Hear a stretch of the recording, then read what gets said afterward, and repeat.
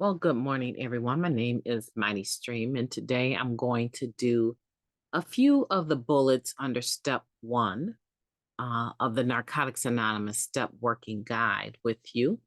We're going to be taking a look at step one in the subheading um, entitled Denial. So go ahead and get your flat book, and I will get to the screen so those of you that need it can see it. Okay, so we're looking at the topic denial. The last time we were together, we did 8 bullets. I believe it was 8 bullets we did together. And so now we're going to look at denial. If you have your book, it's at the bottom of page 2, and I'm going to cover some of this information with you. Let me go ahead and read to you what it says under denial. Denial is the part of our disease that tells us we don't have a disease. When we are in denial, we are unable to see the reality of our addiction. We minimize its effect. We blame others, citing the too high expectations of families, friends, employers. We compare ourselves with other addicts whose addiction seems worse than our own. We may blame one particular drug. If we have been abstinent from drugs for some time, we might compare the current manifestation of our addiction with our drug use, rationalizing that nothing we do today could possibly be as bad as that was. One of the easiest ways to tell that we are in denial is when we find ourselves giving plausible but untrue reasons for our behavior. Okay, so it's giving us an opening to what denial is, okay? And it's helping us to recognize some of our behaviors when it comes to the disease of trying to minimize how serious our use, our drug use, or our disease of addiction is. And it does address both spectrums of this, right? The individual that is just trying to stop using drugs for the first time, and then the individual that has actually been around in the program and has stopped using drugs, right? But maybe there's some behaviors that they're looking at, and they're saying, you know what, whatever I was doing when I was using drugs was actually far worse than what I'm doing right now, right? And so we'll say it's not that bad. We'll rationalize that nothing we do today could possibly be as bad as that. And that is one way of knowing that you are in denial, right? You're making excuses, you're rationalizing your behavior. So I want to look up the word. If you have a dictionary or you have your phones, depending on if you're using Google or Apple, you would say, Siri, what is the definition of plausible, right? Plause, like pause, but with an L, plausible. And so you would ask your phone to tell you, Google, hey, Google, what's the definition of plausible, right? You can hear me turning pages in the background because I'm old school, you know. I know how to use technology, but I am old school and I am physically in a dictionary looking up the word plausible. Okay. So I want to make sure that we understand the definition of plausible. And when you're working your steps, you want to underline or highlight. If you have different color highlighters, I would make a key in the front of my flat book. That yellow is things that, you know, what that means is just basically things that touch you as you read. And then pink or blue or orange or green, whatever other color highlighter you have would be for definitions. And you would write that color down. You would make like a mark and say equal sign definition of word. Okay. And then go as you get to it, then use that different color highlighter to underline or highlight the words you don't know. And then before you get to writing your answers, you go back through and you find out the definitions. And you can write those in the corner, right? You can write those in the corner of your page is how I would recommend it, because eventually what's going to happen is you're going to actually be covering the steps with someone else, and you'll want to have that definition. So the first bullet here is, have I been giving plausible but untrue? Let me see if I can get that highlighted for you. You see that? Have I given plausible but untrue reasons for my behavior? What have they been? Okay. So again, back to how we're going to number this. We are under the subheading denial. So on your paper, you're going to write denial. And now that you're at this particular bullet, right? You're at this particular bullet, it's going to be bullet number 1 again, not bullet number 9. Even though in the first section we did 8 bullets, you are going to start all over with the number 1, every subheading that you get. So, but you want to make sure you write denial on the top of the page before you start answering these particular bullets. And this one that I have highlighted is going to be bullet number 1, and you see 2 question marks. So it's going to be 1A and then 1B. So now we're answering 1A. So write that down. Now, the definition of plausible, if you looked it up, is apparently true or likely, credible, fast talking or persuasive, especially in an effort to deceive. So plausible means that it sounds good, but it's really not the truth. It sounds really good to someone that may not have some insight to the situation. It sounds like you're telling them the truth, and they're going to believe you 9 times out of 10. So the question is, have I given plausible but untrue reasons for my behavior? 1A, right? And I would have to say, no, not lately. Now, lately, that's between me and God. No, I'm just joking, right?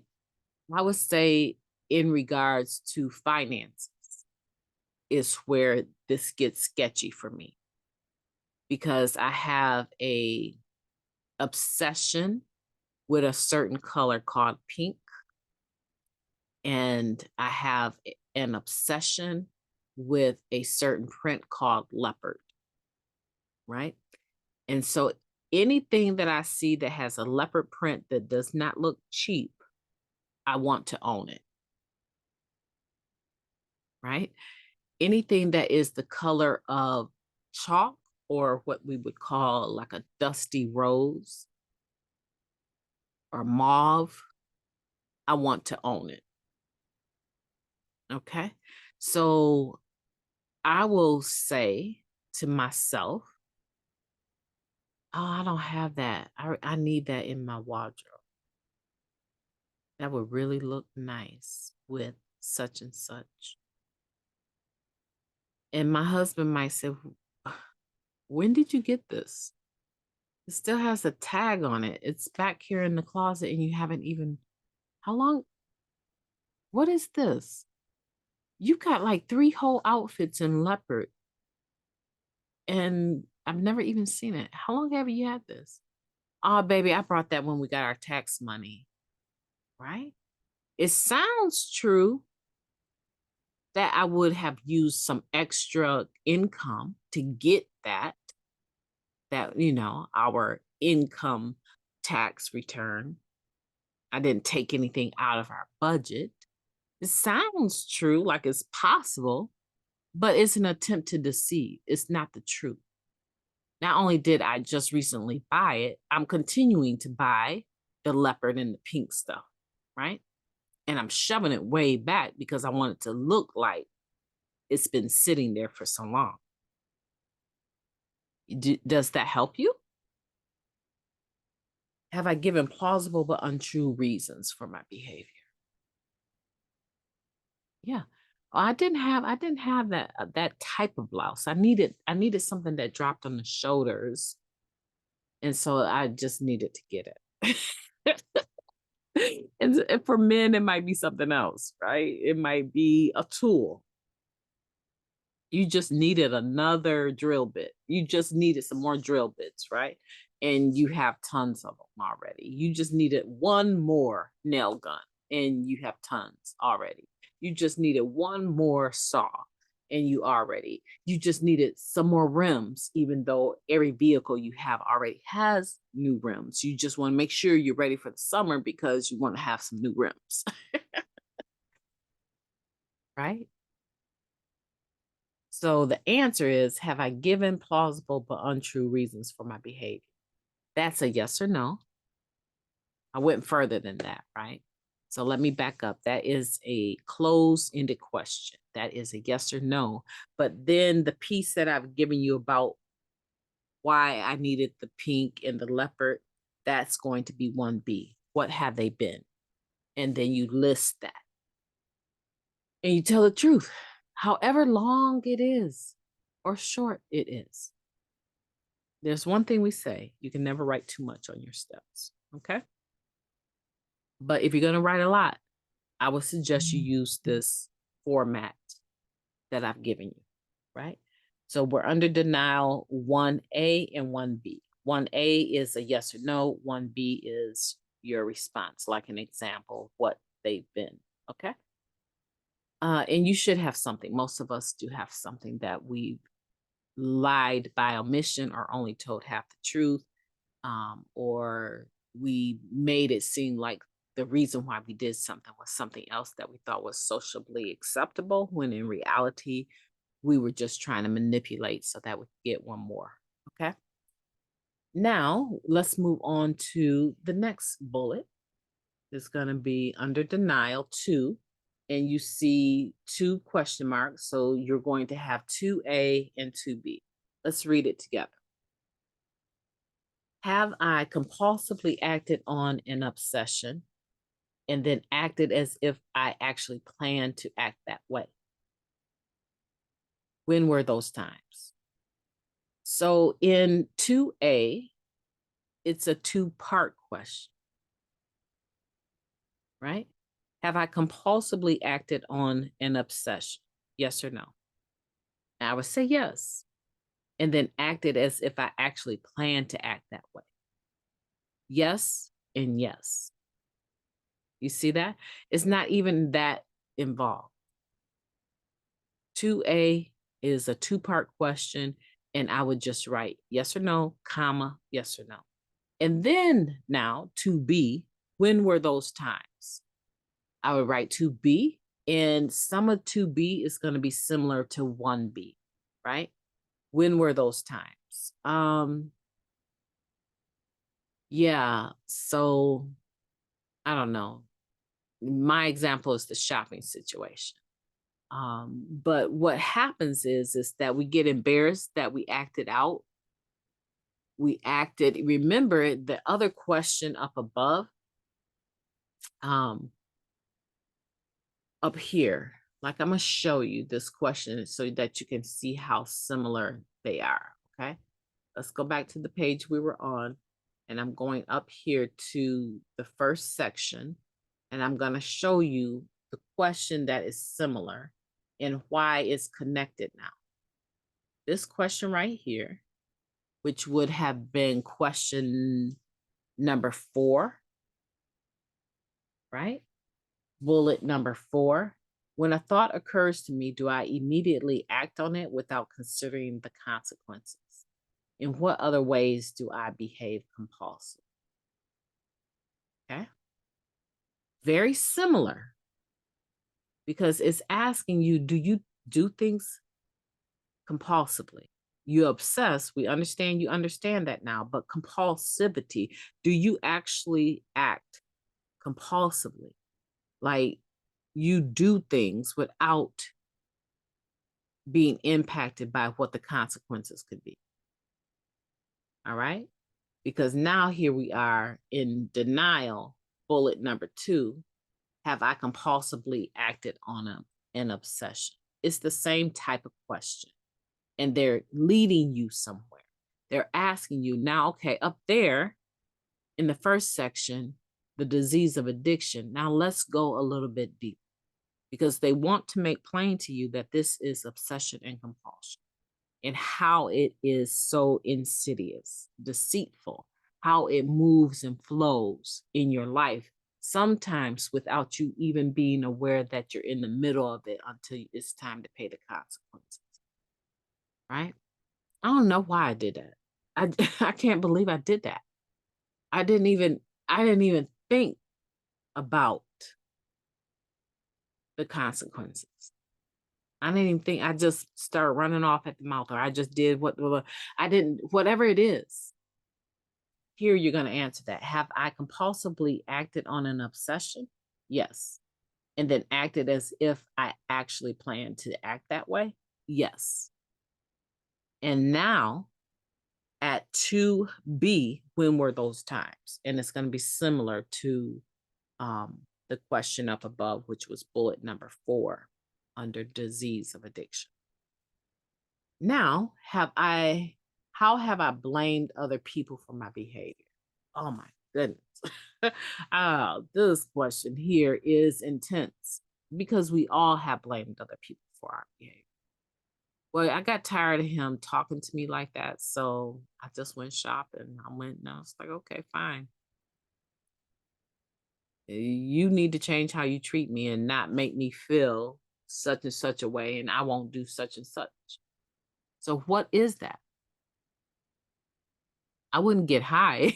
I wouldn't have went out and stayed all night and got high and missed our doctor's appointment the next day if you had stopped nagging me. You're always nagging me, woman. You're always nagging me, man. Right? We blame other people for the things that we do, and we think that's okay. And it's not. It's never okay, but we do it because it plays into our narrative. And our narrative is that we're going to act out on this obsession, right? With compulsion. We're going to act out, but we need to make sure we stack the deck in our favor for when the shoe drops. And we can say, I only did it because of how you were treating me. I only did it because of what you said or what you did or what you didn't do, right? It's the game that we play. All right, so now we're going to, it looks like page number, no, we're still on page number 2. In the actual book, we're still on page number 2, okay? And we're on bullet number 4. How have I compared my addiction with others' addiction? Is my addiction bad enough if I don't compare it to anyone else's? So we're on 4A and 4B. So 4A is how have I compared my addiction with others' addiction? Well, I've told myself that being a shopaholic is not that bad. At least I don't have tracks up my arm, right? Or yeah, I smoke a blunt 3-4 times a day, but at least I'm not dying from heroin. At least I can, get what I need done. Or at least I'm on downers and not uppers. Or, you know what I'm saying? Are you understanding the question? It wants to know, how have you compared your addiction to the addiction of other people? And then it comes down to 4B. Is my addiction bad enough if I don't compare it to anyone else? So now let's take out the comparison. Okay, so maybe you aren't homeless. Maybe you don't sit up and nod out in public or in somebody's bathroom with a needle in your arm. Maybe you don't do that, but you're a drunk driver. Matter of fact, you don't even have a license. You have so many DUIs, you've actually done time for them. Is that bad enough by itself? Can you just look at what you've done without looking at what others do, right? Can you look at your own addiction and say, yeah, to tell you the truth, I've tried to measure mine up against others, and I've justified what I was doing because I wasn't that bad, right? I was a social addict. Okay, but you were sociably drinking and driving home over the limit, putting the lives of others at stake and yours, and didn't even have an insurance plan for accidental death. Like, you, like, really, is it bad enough what you do with your disease of addiction? Is it bad enough without having to compare it? If you take that comparison piece out, and I believe it probably is. Okay, let's go on to 5. How many question marks do you see here? You see 2. So you're going to have 5A and 5B. Am I comparing, and this is on page 3 now, am I comparing a current manifestation of my addiction to the way my life was before I got clean? Am I plagued by the ideal that I should know better? Okay, so 5A, am I comparing my current manifestation of my addiction to the way my life was before I got clean? That's a yes or no. But what you're considering is, when I look at the manifestation, the symptoms of my disease of addiction, am I trying to measure it up to what life was like before I got clean? Right? This is more of a question that is geared towards your today compared to your yesterday before you came to the program, whatever that is. Right? Before you decide to surrender to the program on Narcotics Anonymous, your life was pretty hectic. Are you looking at what you're doing clean and saying, in essence, it don't even compare? This is not that serious. It's not that serious that you keep gambling and spending all your money, that you win hundreds and hundreds and maybe thousands of dollars on payday at the casino, and you can't walk out of the casino with that added income from gambling. You have to go for it one more time and see if you can make your money back or make more money, and then you lose it all and you have not paid your bills. That's not bad enough for you, because you want to look at where you were before you got clean. You didn't even have a house or a bill to pay. Right? You see how we can justify and rationalize the most outrageous sort of nonsense? And now we're looking at what would be 5B. Am I plagued by the ideal that I should know better? Are you beating yourself up? I should not be gambling. I should not be doing this. I should not be chasing after that man, that woman, that situation, that one more thing that is not a drug, but it's a behavior that is still showing I'm obsessing and compulsion, right? My obsession and compulsion is still showing that. Am I beating myself up over that and saying, nah, I should know better. I got this. I can handle this. I can take care of this. I can stop. Just like we did with the drugs. I can stop on my own. Okay, let's go to 6. We're going to do this one and one more, and then we're going to stop. Right? And you can go on. Don't stop because I stop. I stop because I don't have the time. Right? You can continue because I'm giving you an ideal of what the answer should look like. It's going to be similar in some kind of way.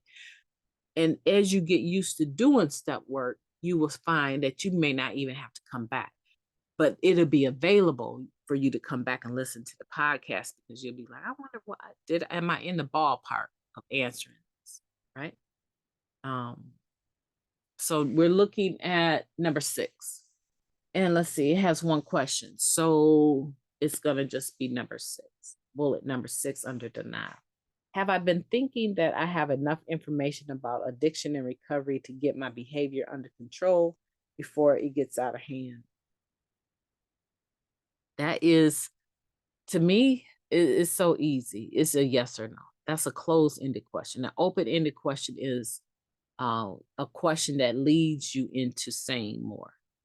And the pattern that they use here is that they just, when they want to get more, they'll say, and what has that been? Okay. But it's not asking you that. It's asking you yes or no. Have I been thinking that I have enough information about addiction and recovery to get my behavior under control before it gets out of hand? Probably yes for most people. Probably yes for most people. And then now, our last one for today, for this session, is denial bullet number 7. 2 questions. So it should be a 7A and a 7B. Am I avoiding action because I'm afraid I will be ashamed when I face the results of my addiction? Yes or no. Some people never address it because they don't want to unravel. They don't want to open Pandora's box.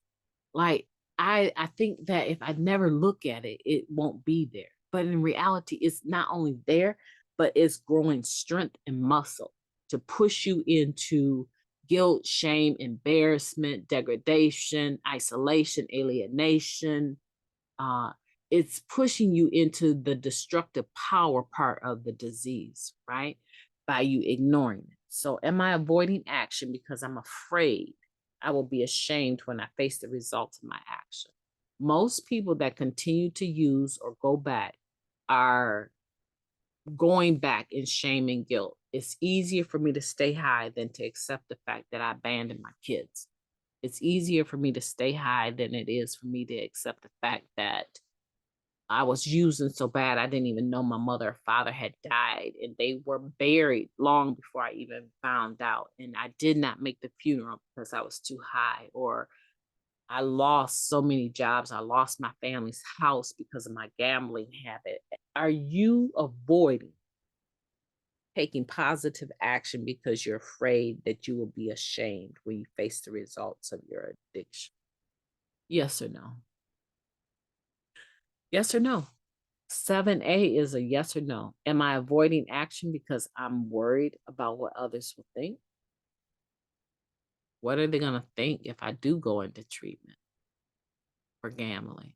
What are they going to think if I go into treatment for drug use?